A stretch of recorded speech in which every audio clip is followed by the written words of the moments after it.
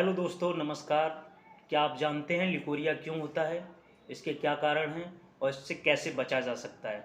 अगर आप नहीं जानते हैं कि लिकोरिया के बारे में, तो आइए आज हम इस वीडियो के माध्यम से समझेंगे कि लिकोरिया क्या होता है। लिकोरिया इस बीमारी में योनि से बहुत ही चिपचिपा, दुर्गंधयुक्त एवं गाढ़ा पानी निकलने लगता है।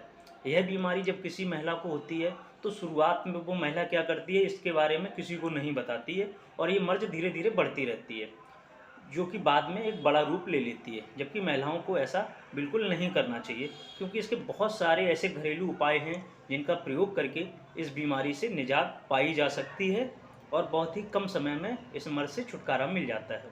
तो आइए जानते हैं क्या होता है लिकोरिया। मैं डॉक्टर बी एस सेंगर, साक्षी इलेक्ट्रो होम्योपैथी क्लिनिक में आपका बहुत बहुत स्वागत है। लिकोरिया को सामान्य भाषा में सफ़ेद पानी या फिर श्वेत प्रदर भी कहते हैं। यह स्त्रियों में होने वाली एक बहुत ही आम समस्या है। इसमें योनि से सफ़ेद, गाढ़ा और दुर्गंध युक्त पानी निकलता है। किसी तरह का इन्फेक्शन होने पर यह जो पानी है वो कभी कभी पीले, हल्के नीले या हल्के लाल रंग का भी और बहुत ही चिपचिपा और बदबूदार हो सकता है। यह जो लिकोरिया है किसी भी प्रकार के गर्भाशय से संबंधित रोगों का लक्षण भी हो सकता है। लिकोरिया का उपचार ना कराने पर महिला का स्वास्थ्य बहुत कमज़ोर हो जाता है।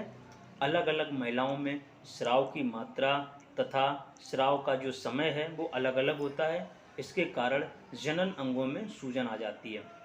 मुख्यतः लिकोरिया केवल दो प्रकार का होता है, स्वाभाविक योनि स्राव या फिर अस्वाभाविक योनि स्राव। स्वाभाविक योनि स्राव होता है जो मासिक चक्र के दौरान योनि से पानी जैसा बहने वाला, बहुत ही हल्का, दुर्गंध रहित, कम चिपचिपा एवं कम पतला जो होता है वो सामान्य माना जाता है। महिलाओं में अंडा उत्सर्जन के दौरान यह स्राव कभी कभी बढ़ भी जाता है, तो इस प्रकार के स्राव में उपचार की आवश्यकता नहीं होती। इसको केवल खान पान को सुधार करके ही इसको ठीक किया जा सकता है। जो दूसरा होता है अस्वाभाविक योनि स्राव, ये कभी कभी बैक्टीरियल जो इन्फेक्शन हो जाता है उसके कारण हो जाता है। इसमें ईस्ट इन्फेक्शन भी हो सकता है और इसका जो रंग होता है स्राव का वो बहुत ही असामान्य और गाढ़ा लिए हुआ और दुर्गंध युक्त बहुत ज़्यादा होता है। इससे लिकोरिया के कुछ जनरल लक्षण हैं जिनके द्वारा इसको पहचाना जा सकता है। इसमें योनि मार्ग में तीव्र खुजली और चुनचुनाहट पेशेंट को महसूस होती है।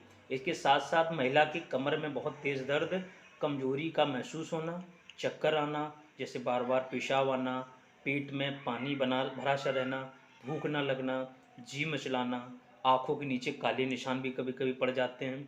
थोड़ा सा मेहनत करने पर आँखों के सामने उस महिला को अंधेरा सा महसूस होने लगता है और कभी कभी चक्कर भी आने लगते हैं। साथ साथ पिडलियों में खिंचाव बहुत ज़्यादा महसूस होता है। साथ साथ शरीर भारी रहता है और चिड़चिड़ापन बहुत ज़्यादा उस महिला को रहता है।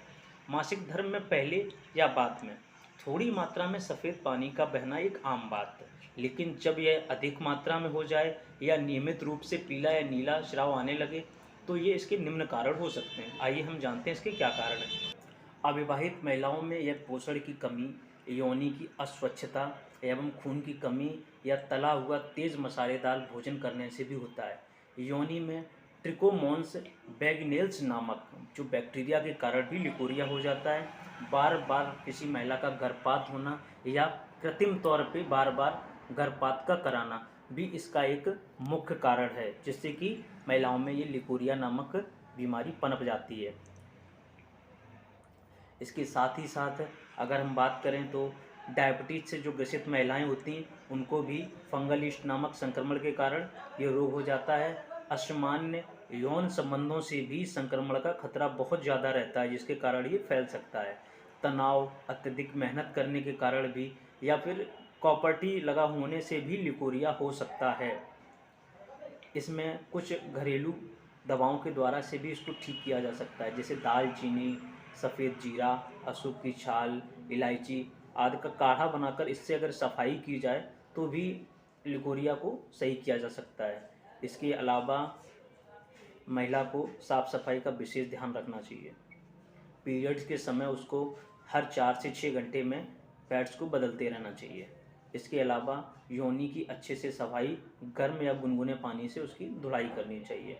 इस लिकोरिया का इलेक्ट्रो होम्योपैथी मेडिसिन में बहुत ही अच्छा और कारगर उपचार है। इसके लिए उपचार के लिए आप अपने किसी भी निकटतम इलेक्ट्रो होम्योपैथी चिकित्सक से संपर्क कर सकते हैं, या फिर आप हमसे भी हमारे क्लिनिक पर भी आप संपर्क कर सकते हैं इसके उपचार के लिए। Electro Homeopathy Healing Chamber